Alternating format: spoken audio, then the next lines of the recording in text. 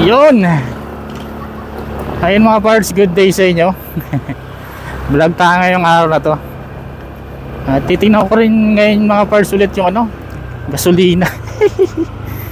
Pero full tank pa rin naman ako hanggang ngayon. Ilang araw na ba? Ilang araw na?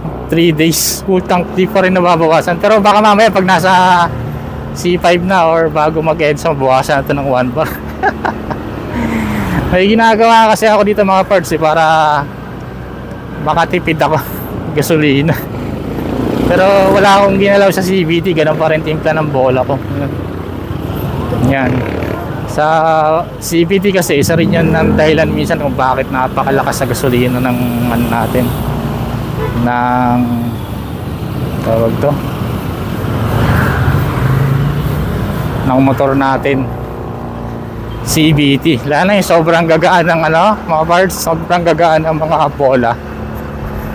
Tapos sobrang titigas ng mga spring, sobrang tigas ng center spring, ng clutch spring. Isa yun sa mga dahilan bakit napakalakas ng kumonsumo ng gasolina ng mga CVT type. Yan. Kasi sa akin, yung setup ko ng CVT dito, mga parts, saktuhan lang siya. Hindi siya yung maangil, yung pinapa-RPM ng mataas para lang maparangkada ng sobrang lakas. Yan. Maaaring additional performance yung mga ganun. Pero di naman talaga dudulo talaga siya ng dulong-dulo. Additional na lang siguro yun sakasakali, yung mga nagpapa-top speed. Yun nga lang, siyempre kagandahan sa nagsiset up ng CVT mga parts, maganda yung performance niya. Kumbaga nai-enhance yan kung mag-overtake ka yan. Kasi ang stock talagang setup sa CVT ng kada scooter yung mabibigat talaga bola, tulad to sa NMAX V1 or sa mga Yamaha, karamihan mga 13 grams yan. Sa akin sakto lang din. Hindi ako masyadong lumayo sa stock na bola. Ito lang, yung tipong makaka-overtake ako ng sapat-sapat yan. Lalo na pag may kailangan overtakean talaga. Ginagawa ko dito pag nagpapatakbo ako, iniiwasan ko yung biglang arangkada. Sapat lang. Ang clutch spring ko naman stock lang mga parts, stock lang. Kaya hindi naman to arangkada ng sobrang lakas. May additional performance lang to mga parts sa arangkada. Pero yung arangkadang ito ng ginagawa ng iba, yung sobrang aangil na. Minsan nga yung iba ang aangil na ng motor tapos mga naka-pipe pa nauunahan pa rin ito Hindi ko sinasabing sobrang ganda ng setup ko dito. Kumbaga sinetup ko lang siya kahit pa paano sa fuel economy. Yan.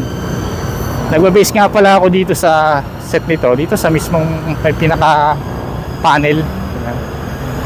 Makikita ko kasi kung ilan na yung tinakbo, yung kilometer per liter. Yan. Kita naman dito yung pag sinetap mo yung eco, yan, mga ganyan. Kahit naman siguro sa iba meron din namang ganitong klaseng yung mode. Yung mga bagong ngayon, bagong NMAX, bagong Aerox, yan, yung mga 150cc ba yan.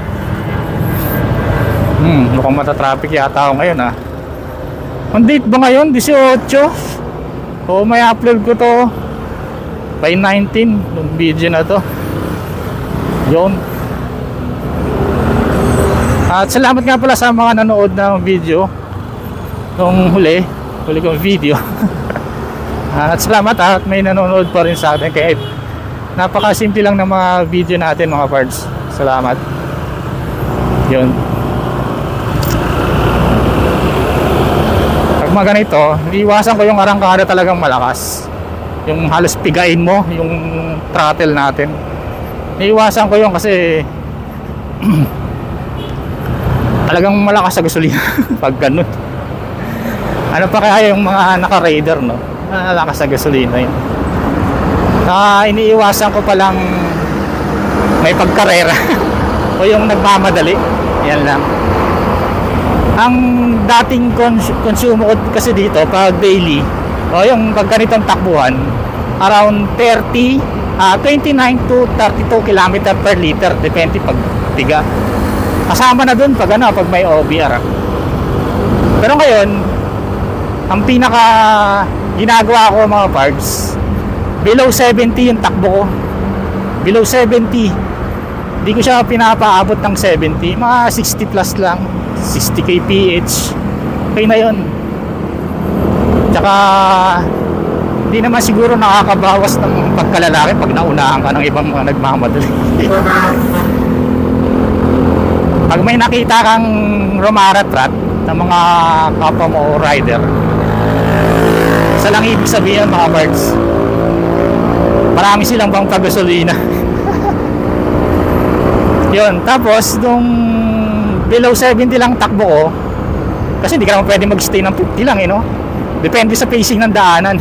Yung ibang mga rider dyan, kahit ganito traffic, talagang niraratrat nila mga parts. Ubos kung ubos, singit kung singit, kung saan sila sisingit. Pero sa akin, since na nga nagtitipid tayo, nasa crisis tayo ng medyo maraming naapektuhan, sabihin natin pati yung ibang bansa naapektuhan. Sabi nung isang nag-viral sa Caltex na by April 15, yun, magkakaubusan na ang gasolina. Ano na lang kaya. Pero grabe ang tinaas yata ngayon ng ano ba to? Diesel. Nasa 100 plus na yata yung ibang mga gasoline station, no? So, ganito lang yung takbuhan ko yan. Pero siyempre, depende sa scenery. Depende kasi sa scenery ng daanan, no? Yan. So, no, sabi na nga pa, pag nag-C5 ako, babawasan na yung isang bar. Yan, nabawasan na yung isang bar. Yan. So, nakatatlong araw ako na ganito yung lagi kong dinadaanan, na ngayon pa lang nagbawas. Yan. Ang huling pagas ko parang mga nasa, ang price ng 95 octane nasa 72, parang ganun, 77, mga ganun ang presyuhan Yan. Tapos yun, tinatry talaga natin itipilin. Hindi na kasi yata pwede ngayon sa gasoline station magpapagas ka tapos may dala kang galon. Hindi na yata pwede yun nagbabawal yata Pero may exemption naman siguro. Wala na kung ikaw ay, sabihin natin, nagtatrabaho sa isang hospital. Yan. Tapos meron generator, kailangan magpagarang ng gasolina. Kapag tinitingnan nila yung background kung yun ba talaga, diba? So dito sa Shell, madala yung makikita ko mga parts, wala na akong bala kumentuhin to. Ay, patay yung kung ilan pero nasa 100 plus na yan, sigurado ako nasa 100 plus na yung diesel.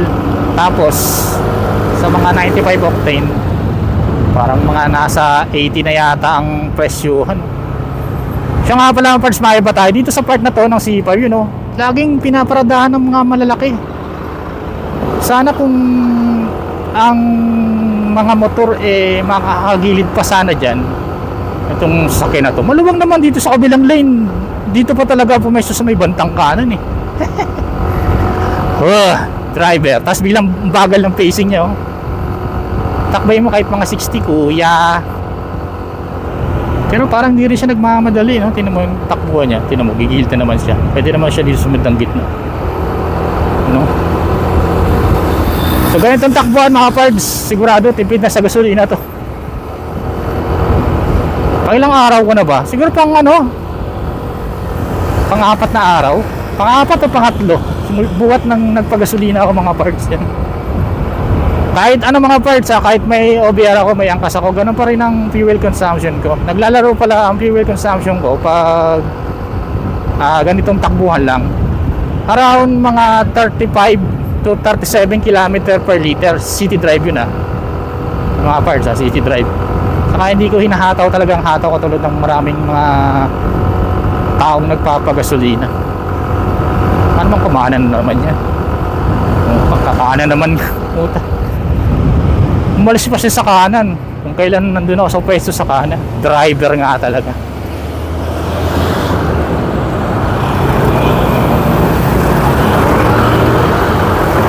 Kaya natin sila magmadali magpatakbo ng mga motor nila. Sana magawa ng paraan ng gobyerno sa ating gasolina. Kawawa yung mga diesel, no, mga parts, no? At ang napansin ko nga pala sa kada biyahe ko o sa kada labas ko ng bahay, parang nagkunti yung mga sasakyan sa daan. Tapos medyo bumilis ang trapiko patakbo ko. Kahit ang takbo ko yan 60 yan. Minsan nga hindi ko pinapaabot na 60, pero tulad ng sabi ko kanina, depende sa pacing ng daanan. Mahirap naman kasi magmabagal ka ng takbo pag di ba? Pag tipong ang luwang-luwang ng daanan, bila ka magpapatakbo ng mabagal. Gagawin mong school zone. Kumusta naman? Di ba? Isa kasi sa trapiko natin o sa traffic nga, isa sa nagpapabagal ng daloy ng trapiko yung mababagal din talaga magpatakbo.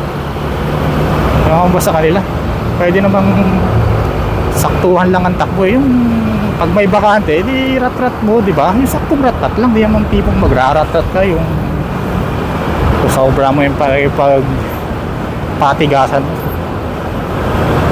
Dahil itong mga naka 125 yan, click. Kasi mga 125 na sumunod, talagang ayaw nila magpatalo sa mga 150cc. Talagang hinahamon nila ng paunahan Totoo lang, sa mga arangkada, sa mga 125cc, sa setup ng CVT ko, o kung ano mang motor meron ako mga parts, ano siya mga parts, talo ako sa arangkadahan mga parts.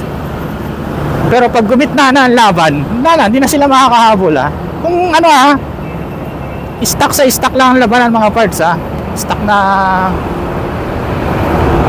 engine lang Sabagay, challenge kasi sa mga 125cc na walang pasos sa daanan yung mga 150cc o 155cc. Yan tayo dito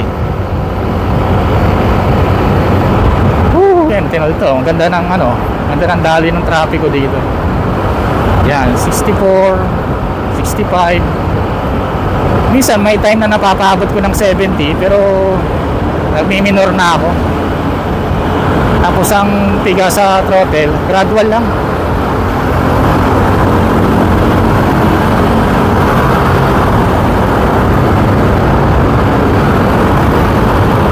Ganyan lang.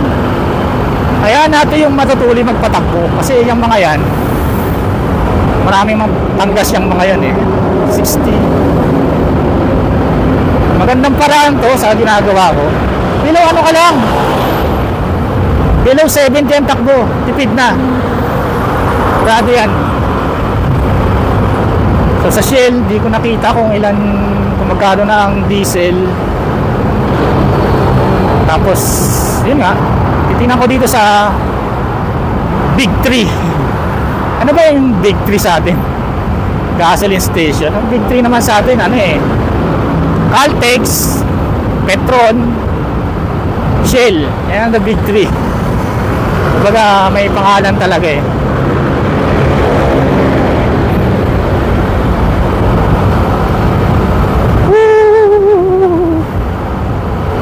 magsi-70 na ako. Minor yan. Aray ko. Tapos na-mention ko pala nung dati kong vlog o yung last vlog ko, nagdagdag ako ng hangin sa gulong mga parts. Kasi isa yun sa dahilan minsan bakit kala mo napakapupad ng motor mo, or isa rin yun bakit minsan ang lakas ng gas consumption. Kasi nga hirap tumakbo yung motor, mabigat sa pakiramdam. Aray, diba? Ano nga lang, ang kapalit nun mga parts, ano, matagtag. Kailangan ko nang i-tune ulit yung ano, suspension. So yun, dito sa Caltex 106, 111, 84, saka 86 o 80 plus yung 90, 81 yung ano, yung o 86 yung 95 octane nila. Tapos yung seal, diba, 81. Tapos yung diesel 111 yung power diesel yata. Kasi sinasabi silang power diesel, mga ganun eh. So pansin ko rin sa daanan, meron din namang mga nagmumotor na hindi talaga rumaratrat. Parang style takbuhan ko lang. Yung yan o, tulad itong naka-move it. Diba kung nag-aantay ng booking yan or sadyang ganyan yung takbo niya.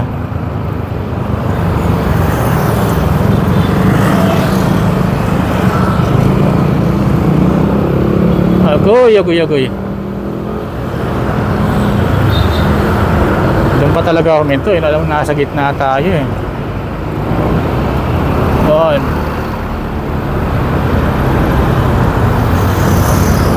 Paano ba ako makatingin dyan? Eh may ano, pero may kakanan dito. Yun sa, uy, mura pa ang diesel dito, 97, 78 sa XCS, 77 yung regular nila. Ayos din.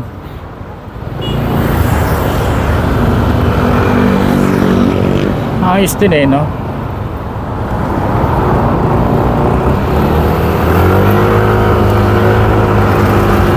Ang bira naman sa ginawa nilang daanan eh, pakahirapan. Pero mga motor dito, makakadaan naman dito mga motor eh. Yung panel ng harang yan. Tapos sitan tayo sa Shell. Sabi na 100 plus dito eh. Oh, ay walang price. 83, 90, 90, 91 yung ano, yung tawag to. Wala silang diesel. Parang regular lang, tapos premium meron sila. Dito sa Uno 76, 75. Mura pa rin sa Uno. Pero sa last video ko, mayroon akong hindi magandang experience dyan eh. Kasi parang kulang yung 1 liter nila. Ang bilis nga maubos na yung 1 liter na yun. Yung nag-time na nag-try ako magpagas dyan. Saka yung sa performance, kung magandang klaseng gasolina ba, hindi ko maramdaman yung performance ng 95 octane dyan eh. Compare sa Big 3 na 95 octane. Maganda yung performance. Alam niyo naman yung mga parts eh. Nandito sa atin eh. Pag hindi kilalang mga gasoline station, ano to? Global Oil 9887. Mura din. Pero mas mura pa rin sa Petron. No, mas mura pa rin sa Petron mga parts. Traffic ba sa kabila para mag-e-end sa Dalapaw? Sakto lang siguro. Oh, hindi traffic. Traffic. Yun, dito naman sa may Heritage, harap ng Heritage sa may Shell, titingnan ko kung parehas silang merong tawag to? Merong diesel.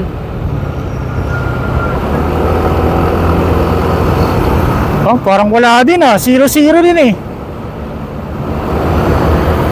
Oo. Ayun lang oh, yung ano nila, gasolina nila, yung regular saka XCS, tas yung pinaka high octane, high octane style nila dun. Yo!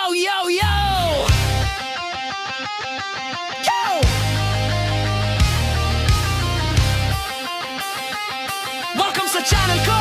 Hey! Tara na mga parts, sumabay na sa takbo. Sa kalsada ako'y ready na, motor ko'y arangkada na. Tool sa kamay, di ay ang trip. Ayusin natin kahit gaano pa kahirap. Gasolina Martilyo sa palad, pero solid ang ngiti. Biyahe sa umaga hanggang sa pagdilim. Basta kasama ka, di ako titigil. Ride ka vlog motovlog, ride tayo hanggang dulo ng road. DIY tips na swak sa tropa, motor buhay sama-sama. Ride ka vlog motovlog, kada liko bagong episode. Sabay-sabay buong barkada. On traffic sa ibang lugar. Patayin na natin yung MDL natin, medyo maliwanag na dito, hindi naman ganong kadiliman eh.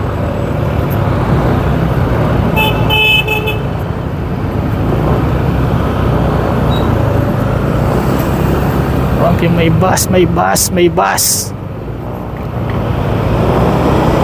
Ay, diretso yung bus na yun. Kanan din.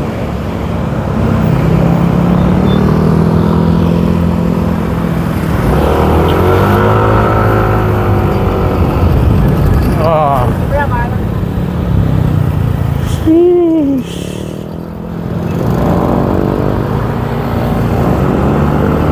Ano kaya gas consumption ito? Yan ah. Oh, may tumatawid. Marami sila, marami sila. May game siguro ngayon.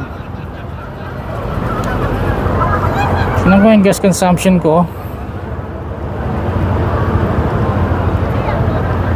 Yun o, 37 mga parts, 37 yung average eco. Dati yung niraratat ko yan ng mahigit sa 70 ang takbo ko mga parts. Ano yan, 29 to 32 km per liter. So ayun, yun lang tipid na ginagawa ko dito. Yan, para na rin sa akin, para na rin sa bulsa nating hindi naman wala naman laman talaga. So ayun lang siguro for the mga parts. Yan, medyo konting update sa sa gasolina natin. Tapos kung paano kayo makatipid. Yan, huwag yung masyadong ibira yung motor nyo. Ayun yung ibigay ng yung saktong takbo lang. Takbo nyo ng saktong takbo lang. Yan. Pero siyempre depende sa pacing ng daanan para hindi naman kayo madisgrasya, kasi yan sobra din masyadong pagtakbo ng mabagal. Pwede mo rin ka disgrasya dun. Hindi lahat matutuwa sa takbo mo pag sobra kang bagal sa daan. Wala na kung dadaan ka ng EDSA, yung mga main highway ba. So yun lang siguro for today mga pards. Salamat.